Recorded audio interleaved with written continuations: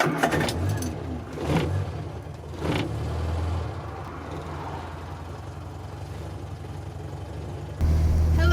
welcome to the Passenger Seat Podcast, a podcast designed to fill your passenger seat with chat about classic cars, all recorded from my 1968 Morris Minor Peggy. I'm Becca, and today I'm on my way to my parents' house because they've kindly offered to let me drive their A40 Farina, their most recent addition to their fleet, for a little bit of a different podcast for you guys today. So I'm on my way there to do a quick swap and try out the A40.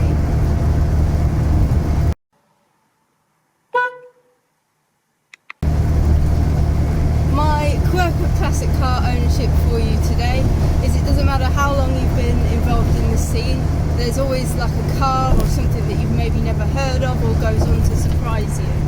And actually the A40 was one that was that for me.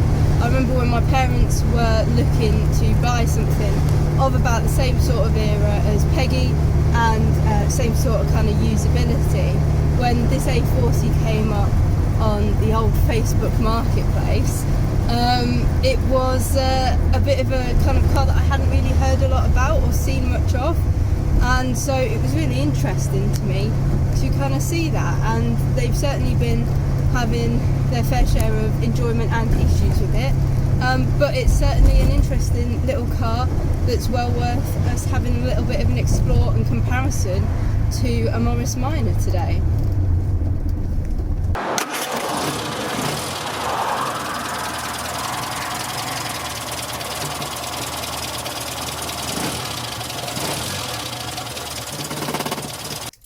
Okay, so we're in a little local car park. I've parked up, I've been around the block a couple of times in the car just to kind of get a little bit of a feel for it. And now I'm going to take you guys along with me. I haven't got the engine running, so the podcast probably sounds a little bit different at the minute than usual, but I thought it'd be good for you guys to kind of hear it starting up as well, along with me kind of getting used to it. First thing that I've kind of noticed that's a little bit different is that Poppy, the Farina that we're in, predates kind of seatbelts and things like that. So doesn't have seatbelts fitted in the front like Peggy. So I've had to be a little bit creative about where I have attached my microphone for this section of the episode. So hopefully that's all picking up well, and we'll get started. So gonna start her up now.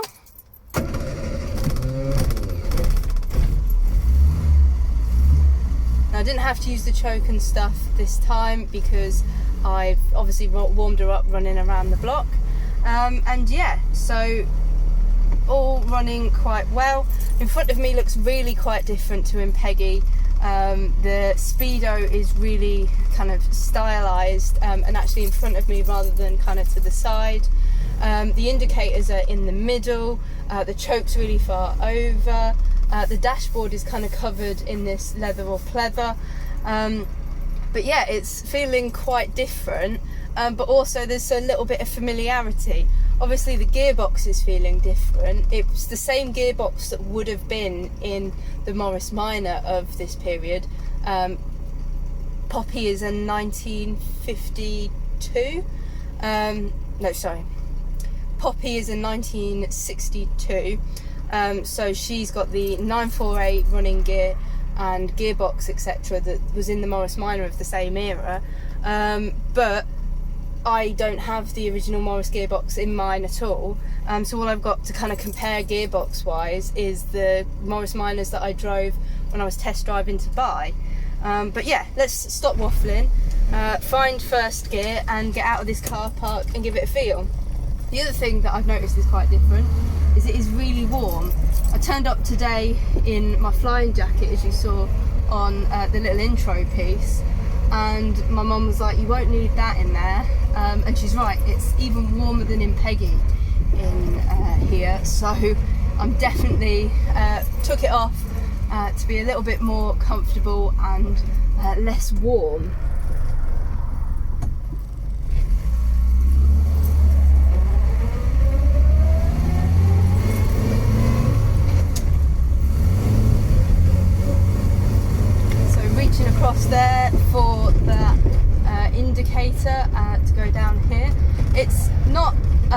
an unusual thing. I guess it takes some getting used to have the indicator in the middle, and Austin stuck with this idea of having it in the middle from kind of their much earlier cars. I know that the kind of A35s and the A30s have it there as well, but the kind of sensitivity of it in the middle there is quite unusual, because you do have to kind of check the little light down the bottom here that it has actually turned off and not just flicked in the other direction when you turn it off.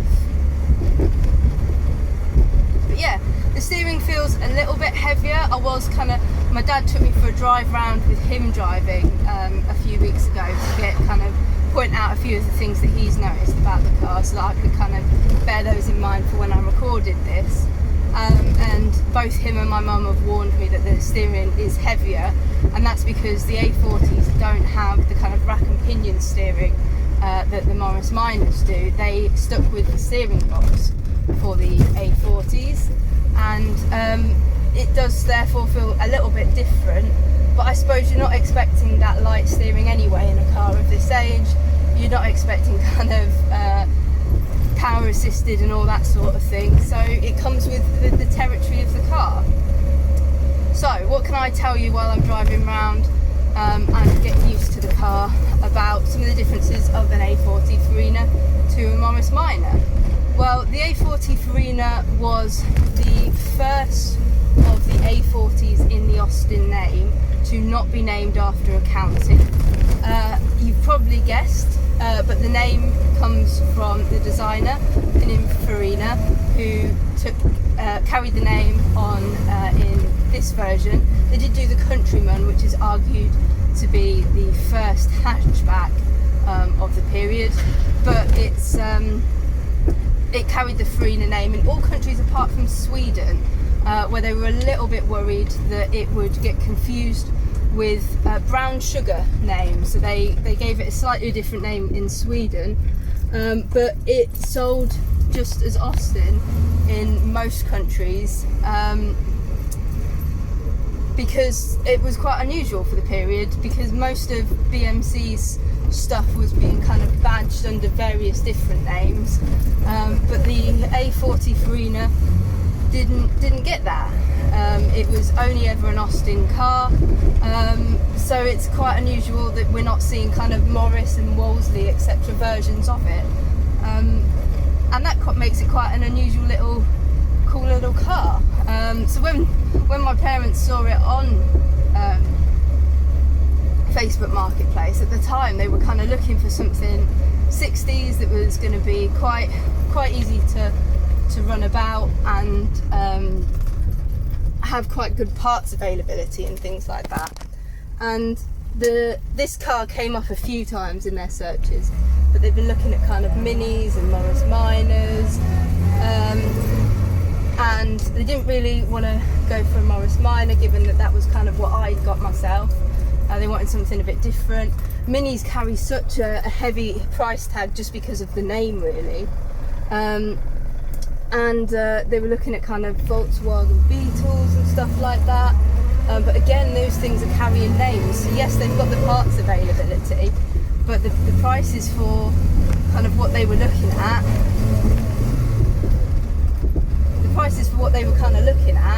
were quite high, and the quality of the car that they were getting wasn't that great.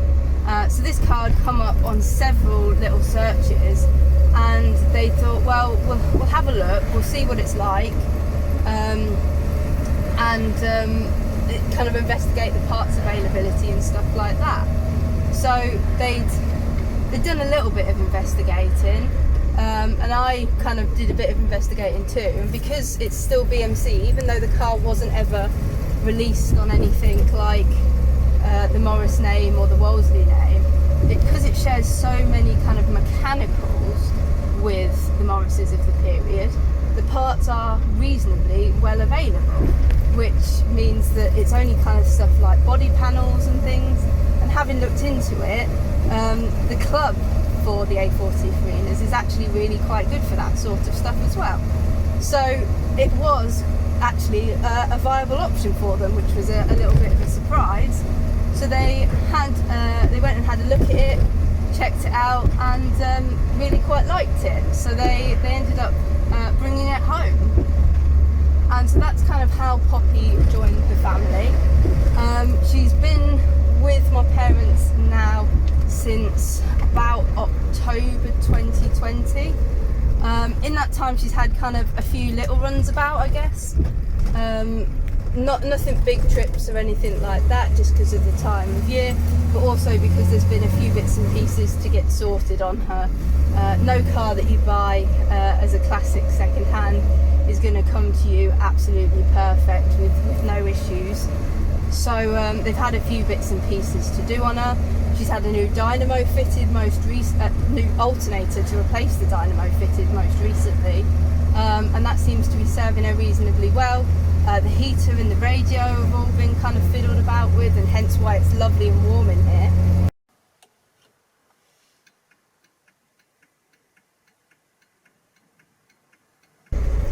And yeah, so in terms of how I'm getting on with the driving, I tell a lie, I am actually finding it a bit more difficult to remember to turn the indicators off than I expected, but I'm getting there.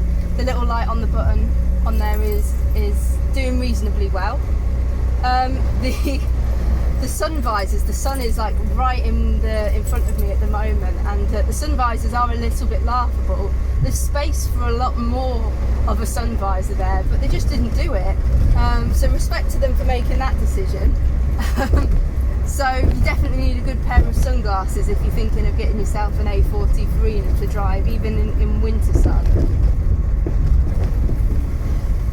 But yeah, I'm not finding the steering or anything too difficult. The gears, you've probably noticed, they're taking a little bit of getting used to. They're a little bit further forward and further reach than they are in the Morris. And there's also some kind of kangarooing that I keep doing by accident in some of the gears. But reasonably comfy. The seats and the ride and the seating position I'm finding really quite comfortable. And yeah, I'm certainly enjoying my little drive. It's taken me a little while to be able to borrow her off my parents, because they enjoy driving her so much. My sister had first dibs on getting a little bit of a drive in her, and so my first time actually sitting in her was a couple of weeks ago when we went for that little drive around the block to kind of get used to some of the stuff, with kind of Dad in the driving seat just pointing things out to me.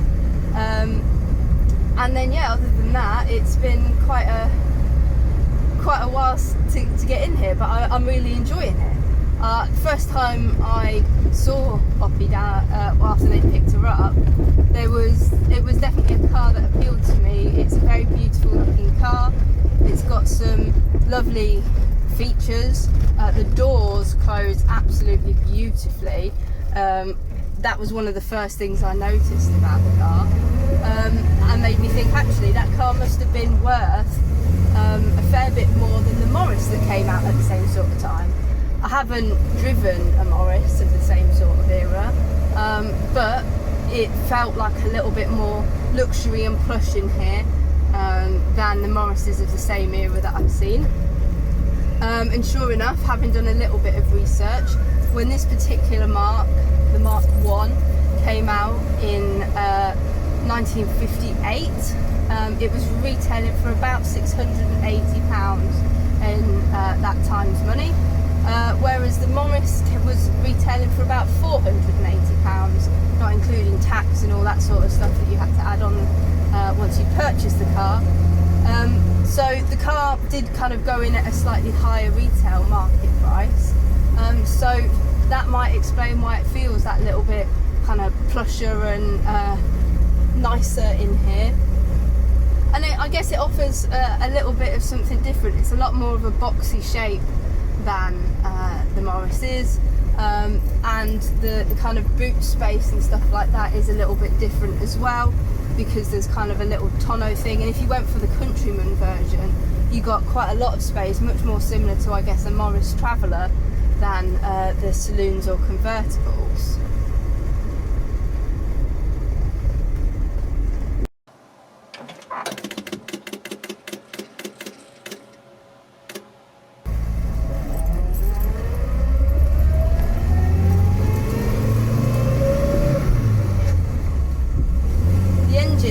sounds a little bit different to Peggy's as well. The transmission whine is a little bit more noticeable, obviously because of the gearbox, but the engine kind of revs is a little different. It certainly sounds almost closer to that of my dad's 30s cars, even though it's an engine that's only the one just before Peggy's. It's the 998 A series rather than the 1098. But it's certainly pulling well and quite a pleasure to drive.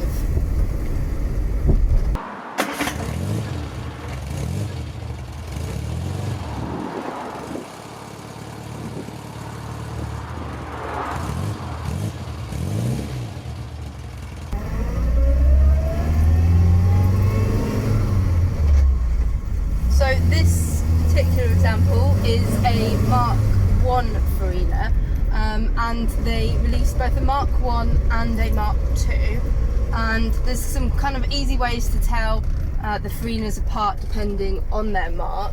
One of them being the radiator. The radiator on the Mark 1 has kind of a wavy front, whereas the radiator on the Mark 2 is a much flatter like grille look than that of the Mark 1. But other than that, they look quite similar. Some of them have kind of slightly different roof colours than they do body colours, and I think that makes them look really quite interesting.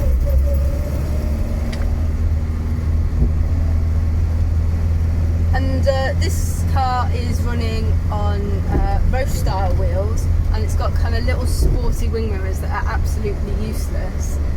So I'm having to use kind of quite a lot of the looking around through the rear view mirror and other mirrors. And these cars were quite sporty. One was used by Pat Moss and Anne Wisdom in 1959, just a year after the first version came out. And they did exceptionally well in it from what I've read. So I can see why they were ever so popular following on from that.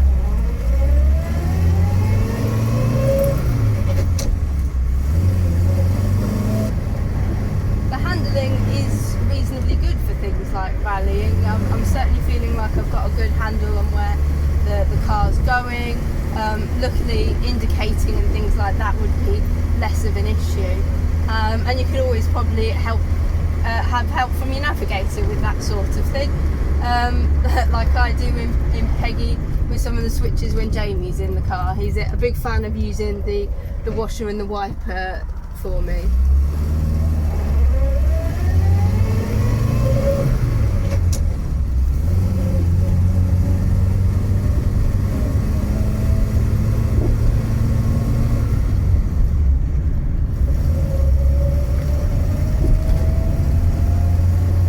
That roundabout reasonably well, so that's nice. I just wanted to bring her to a slightly faster road just to get a feel of her going a little bit faster. I promised not to race her and be too rapid in her when my parents handed over the keys, because they've watched some of the podcast episodes and they reckon I go a little bit fast. I promise that it's under the speed limit and I'm usually being overtaken, but yeah, the engine's handling really well at I think we're about 45 now, just along this 50 road. We're in 4th gear, which we haven't used too much today, but the engine sounded nice, and I'm really enjoying the drive, I'm not going to lie. I thought that kind of having driven here in Peggy, and I'll be driving back home obviously in Peggy, the differences would be a lot more noticeable, but I think it just feels like a car of the period, and perhaps a car that some people overlook, like my parents nearly did with Poppy, because they think that there's not necessarily going to be the parts availability and the support and stuff like that. But we went to the NEC in November, and we went and spoke to the A40 Farina stand, and they were incredibly welcoming, incredibly helpful, offered us any kind of information registration and things like that, offered to let us sit in one of the cars to kind of get a feel for it, if we were interested in buying one. And when we explained that actually my parents already had one and we were just kind of coming to get to know the club, they were wonderful and had a look through their kind of magazine and stuff. It seemed like a really useful and supportive group to have, which is always nice to think about when you're buying a car. That parts availability, and which you can, like, Dad's had the same situations with me, as that a lot of stuff that you can get off ESM, and have it arrive the next sort of day with anything that's kind of gone wrong mechanically, as you get these teething problems with new cars. But yeah, generally really enjoying the drive, and I'm gonna have to head back in a bit and hand the keys back, and yeah, hopefully Peggy's not got too jealous.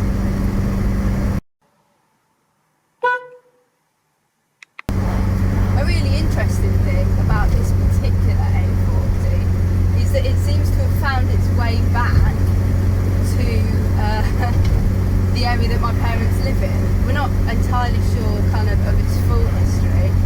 It's certainly not carrying with the same sort of stuff as Peggy did, but we've got a little bit of an idea, and the club were actually quite helpful to my parents when they kind of gave over the registration, which is not its original registration, and the kind of engine number and chassis number. They were able to get quite a lot of information from the club about kind of when they'd heard of it and when they'd last seen it, but it had been out of the club for a while, but it's come back obviously into the club, but also the last time it was in the club it was owned by somebody reasonably local to where my parents live, and the club presumed that my parents had bought it off of them or their family through like an estate or something. But actually it had travelled kind of down to Bedford way, and that's where my parents ended up getting it from. But it's made its way back up here, and it's on a number plate that's from a reasonably local number plate maker when the personalised number plate was purchased and then went on. So quite an unusual story there for it to have ended up back here.